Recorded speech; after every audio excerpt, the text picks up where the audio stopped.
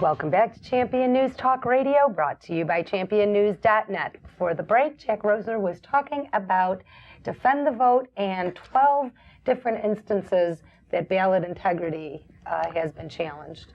Yes, as most people know, the voting is done in machines that are computer-driven, made down in South America, and that's the machines they use here. The use of those machines has been studied in depth by a federal organization. In fact, it's nationwide, and they have a lot of things to say about it. Is that Argonne Labs? The Argonne Labs, right. And they've been working with a local group that's been busy for the last year called Defend the Vote. And it's run by Sharon Maroney. And she's been visiting into the Chicago and the Springfield offices frequently in the last year. So she's got a thing written up here that's got 12 violations of the law that are going on with the way those machines are set up for the vote. I'm not going to read this whole thing, but count number 3. Cook County provides unsealed packages with keys in them to the equipment manager when they complete training. This is referred to key sleepovers and is not compliant with Illinois law. An equipment manager has unsupervised access to the keys. There is no seal on the envelope which has the key. They have a common key which will open all locks, and every precinct has got one of those. So there's easy access to the machines. It says the touch screen is sealed, but the seals are not verified to ensure they are the same seals placed on at the factory, completely invalidating the seal as a security tool. So things like this, through just numerous ways, it's possible to open up those machines, change them, put votes in the beginning, or change them at the end of the day. And the procedures for seeing that those machines aren't manipulated in the voting place or in the truck coming and going or in storage. It's a very loose set of things. And what has been found by this group working on the vote with the help of the Argonne, which has peer-reviewed the results of this thing. And so it's been nationally published. These machines are very easy to manipulate, and that's what's going on.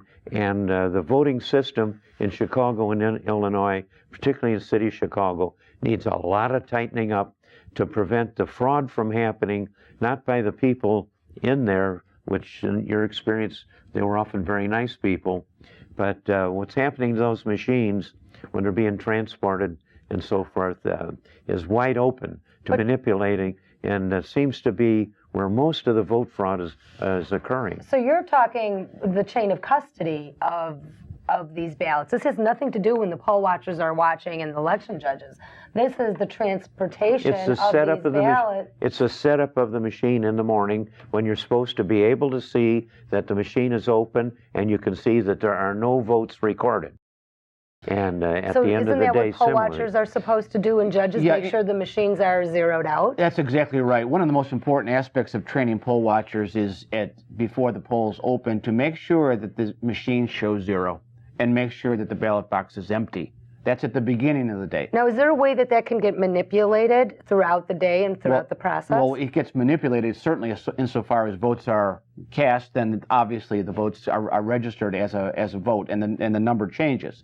But at the beginning, you make sure there's 0. Mm-hmm. Then at the end of the process, you get a printout. The poll watchers get a printout of all what the results are. So you begin with 0, you end with the number on the printout. Okay. Then, in our case, we got the printout and made sure that that in fact was correct, and we recorded those numbers. Now, if there is a difference somehow between what we got on the printout and what is reported, obviously there was manipulation that occurred. So we'll know that, and what we're doing right now is evaluating that data. So that's a check on the system, is to make sure, number one, it begins at 0, it ends with the printout. The election judges sign the printout, so therefore we have the beginning, we have the ending, we move on from there. That's the importance of training poll watchers, is to let them know exactly how to do those things, and they were very well trained and well. They did a great job. They took great notes.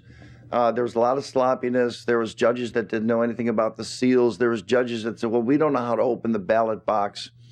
But the massive fraud that we know is occurring in Chicago, that we didn't see.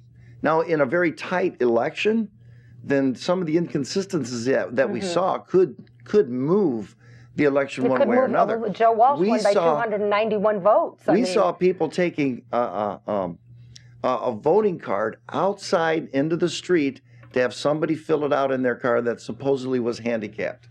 We saw an awful lot of electioneering. We saw a lot of cases of the election judge not knowing what they were doing here or there.